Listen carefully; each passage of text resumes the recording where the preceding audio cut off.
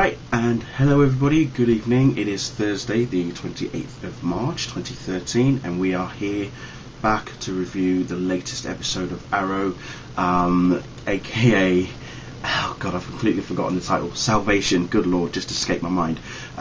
Yes, now Salvation was a very good episode, a damn good, better than what we got from last week's Huntress Returns. I think much better, well paced, very fast action as well. This episode has a guy who's been picking up like criminals in the same way that the Hood has been doing, but has actually been given live feeds of, you know, their interrogation and then eventually their execution. He gives them time to confess to their crimes, why they think, he asks them why they think they should, you know, why they should live or why they should not be shot, kind of thing. And you know, the first guy that is chosen is actually someone on Oliver's list, and when it gets to the point of where this guy is actually meaning business, that he's actually, you know, taking these people out permanently, time for the Hood to step up and do his thing. This particular chap calls himself the Saviour. Go figure. Of the Glades of all places, and so Oliver's obviously got to stop him. There is a very interesting Dark Knight reference, and I thought that was very well touched. It was yeah, pretty good. Sarah Lance, I've really got to touch up on this. It kind of surprised me even when I saw how Quentin and Dinah were suddenly working together to, you know, gather evidence to find out if Sarah is really alive. Because obviously, remember from last week the picture that Sarah showed Quentin and Laurel. Pretty much she believes that that was Sarah, her daughter. Interesting little thing to note that is that eventually Dinah reveals what she really knows about Sarah, and it was a shock. It was a complete shock to pretty much everybody, I would imagine. But let's just say that Katie Cassidy, that Laurel takes it upon herself to investigate a bit further about Sarah and the girl in the photo, and a revelation does show up in the episode, which I'm not gonna say too much about it. Gotta give big props to Stephen Amell. That guy works tirelessly in this show. He did some epic parkour sequences in this episode. It was brilliant to see that. He's obviously been getting trained, been getting lessons. He's worked his socks off, ladies and gentlemen. I'm going to tell you that right now.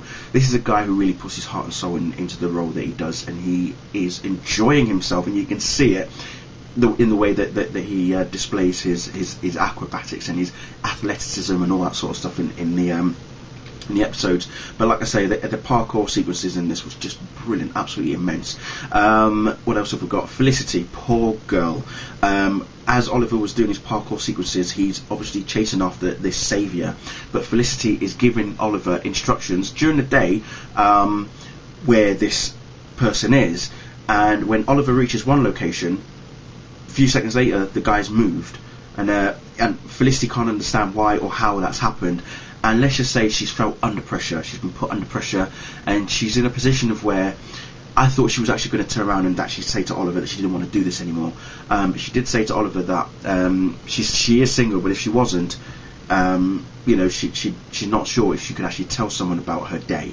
You know, how she, you know, what she does for a living, kind of thing. Thea and Roy.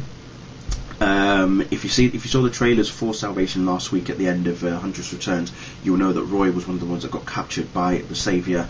But between him and Thea, the relationship is starting to get interesting. It would be good to see exactly how that evolves between now and obviously second season as well. So yeah, things are definitely heating up between those two. But there was a bit of conflict as well between them in this episode, so I think in some ways, to begin with, Thea was disappointed in Roy and what he's doing, but at the same time she obviously felt really, you know, how should I put it, down and out about the position he was put in by the Saviour.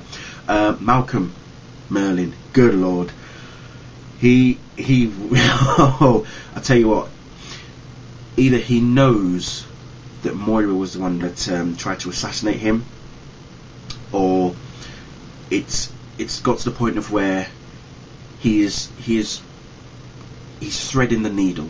as per se with Moira. Let's just say that Moira betrays Frank, and the Dark Archer gets involved. That's all I'm going to say on that. Back on the island, things definitely got more interesting there as well. Yao Fei, his daughter, Slade, Oliver, suddenly the four of them are working together. Remember how Oliver stole the circuit board from the missile and decided to bargain with Edward Fires. Him and Slade were going to do a bargain. The bargain was, you get us off this island, we'll give you your motherboard back. But let's just say it didn't work out the way that they wanted. But Yao Fei's daughter, there's a lot more to her than definitely meets the eye, ladies and gentlemen. So there, that's all I'm going to say on that. But overall, really good episode. Loved it. Definitely better than last week.